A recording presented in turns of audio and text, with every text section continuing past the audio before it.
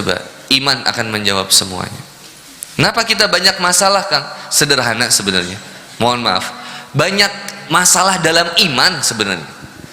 Mohon maaf, ada yang masalah dengan hutang, ada yang masalah dengan pekerjaan, dipecat lah, inilah, itulah. Tinggal introspeksinya aja, introspeksi amal, introspeksi iman, gitu aja.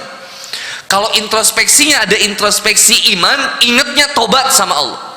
Anak bermaksiat atau anak nakal, susah diatur sama kita. Kenapa? Jangan marahin anaknya, kitanya ini, jangan-jangan kitanya selama ini gak mau diatur sama Allah. Balikin ke Allah, ya Allah, kenapa saya susah ngurus anak ya Allah? Jangan saya juga susah diatur sama Engkau ya Allah. Coba tobat ya Allah, tobat. Ini gak jauh-jauh nyeritain saya sebenarnya. Suatu saat anak saya disuruh sholat, kansa, sholat, wudu, keluar dari tempat wudu, ngemil, makan, ke kamar. Kataku, Kansa, kamu udah wudu kenapa nggak sholat? Iya Pak, bentar lagi. Kerunyung deh. Neneknya, ibu saya, itu lihat, senyum-senyum aja ibu saya. Saya bilang, ibu kenapa ketawa-ketawa? Bukan nyuruh Kansa sholat juga? Persis kamu kayak dulu. Astagfirullahaladzim.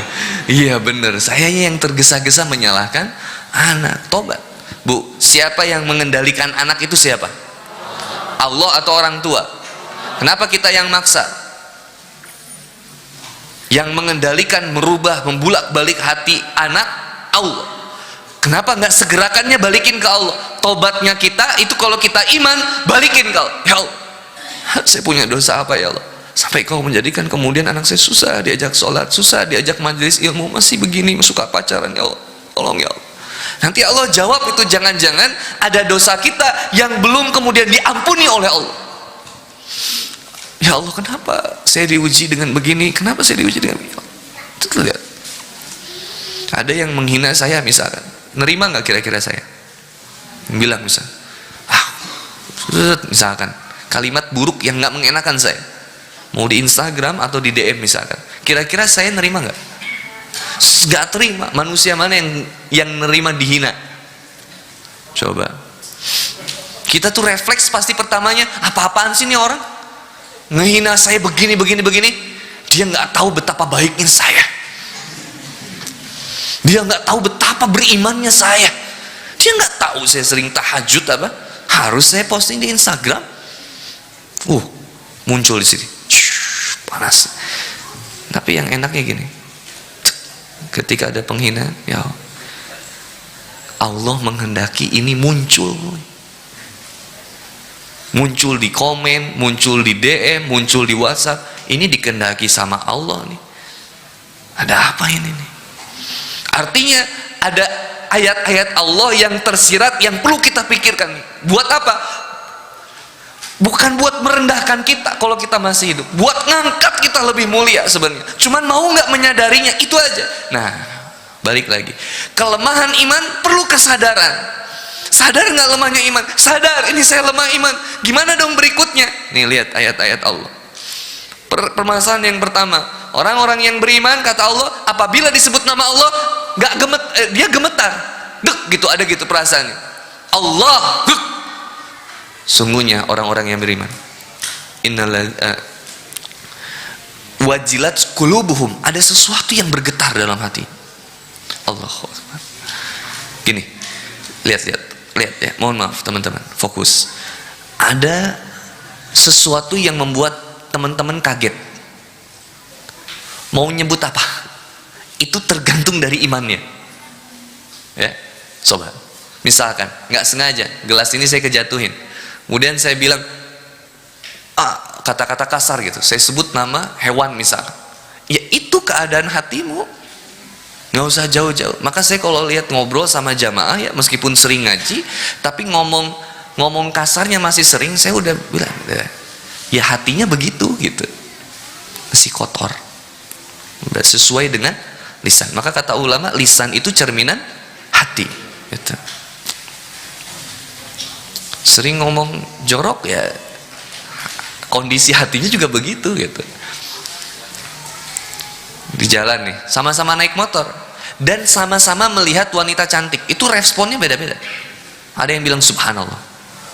Tapi teman yang satu lagi bilang, wuh, kurang teh kunaon sih di mana? Teu ningali bieu tat. Ningali.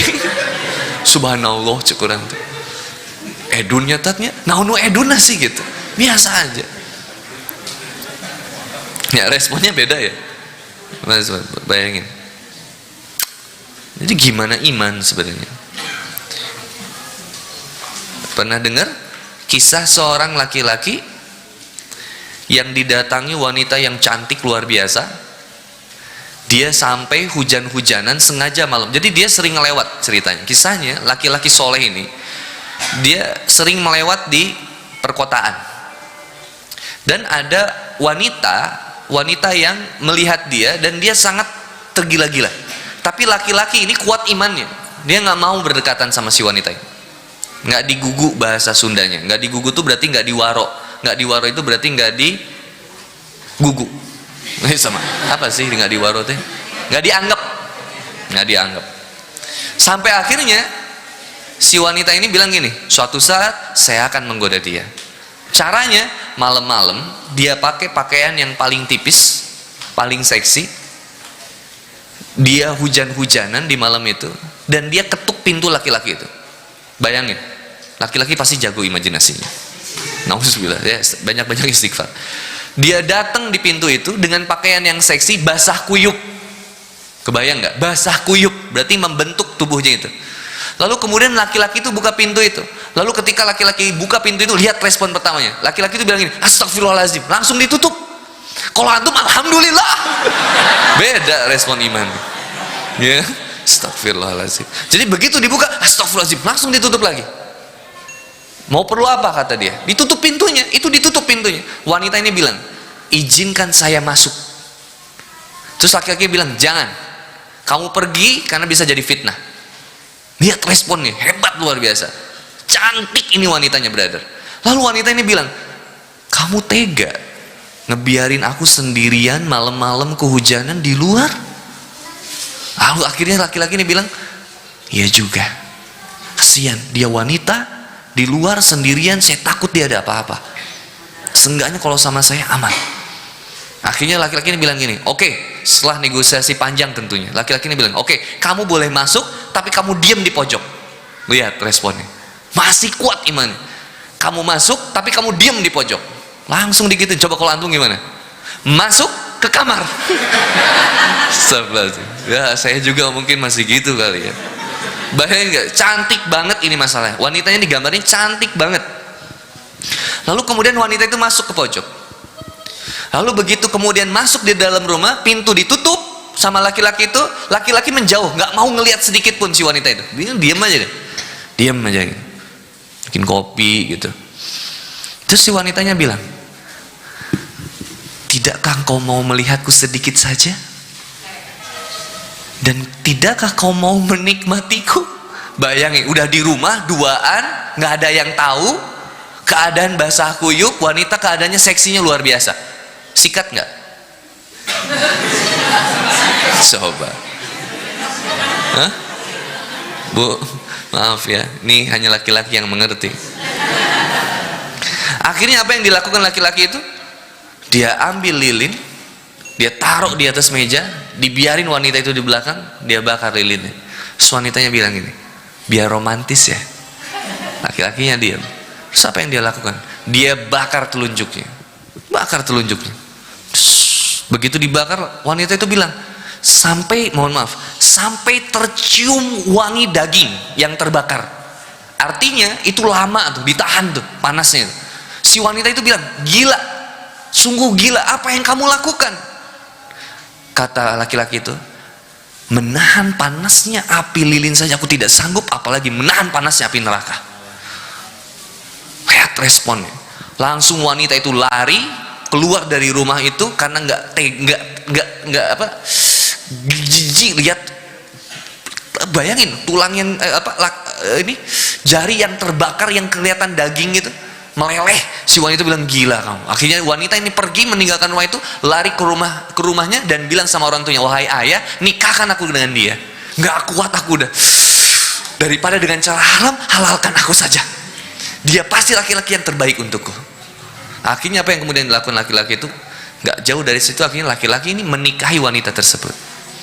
Coba, antum makanya kalau ada ketemu wanita cantik, bakar tuh gitu. Masya Allah. Ini tentang betapa kuatnya iman, seperti yang dilakukan oleh Yusuf alaihissalam.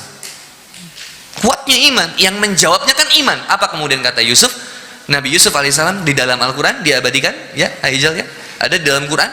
Apa kata Nabi Yusuf? Sesungguhnya aku tertarik sama kamu. Normal berarti. Lihat wanita cantik tergeletak di kamar, gimana kira-kira? Mau kita tetap dilihat. Nabi Yusuf alaihissalam, aku tertarik kepadamu, tapi aku lebih takut kepada Allah. Ini tauhid ini, brother. Ini tauhid penting banget. Masya Allah. Allahu Akbar. Ketika imannya kuat, nolak kemaksiatan itu, brother. Masalahnya kita ini lemah imannya. Jangankan buat kemudian melakukan hal-hal yang besar, melakukan hal yang kecil, atau menjauhkan kemaksiatan yang kecil, nggak dikasih sanggup sama Allah. Kenapa? Lemah iman, jujur aja kita. Lihat video TikTok kita penasaran. Cik mah ya, astagfirullah, cik mulain aku mah. Kenapa harus gitu? Coba terus ya, subhanallah. Saya bilang sama teman saya download COD karena saya lagi dakwah sama teman-teman COD. Saya download COD, main saya COD. Lama kelamaan tergila-gila tuh di bulan puasa. Istri saya bilang, hebat ya. Katanya ustadz, tapi sibuk malamnya sama COD. Saya bilang gini, nggak sengaja. Terus istri saya bilang, bukan nggak sengaja, kamu lemah iman. Makanya penting punya istri itu, brother. Antum mau yang ngingetin siapa? Di kasur guling lagi, lihat chargeran colokan, sare hudang dahar sare deh. Subhanallah, astagfirullahaladzim. Maaf ya, tapi kan gitu kenyataannya. Ya, kalau yang jomblo itu harus punya teman yang soleh, itu penting.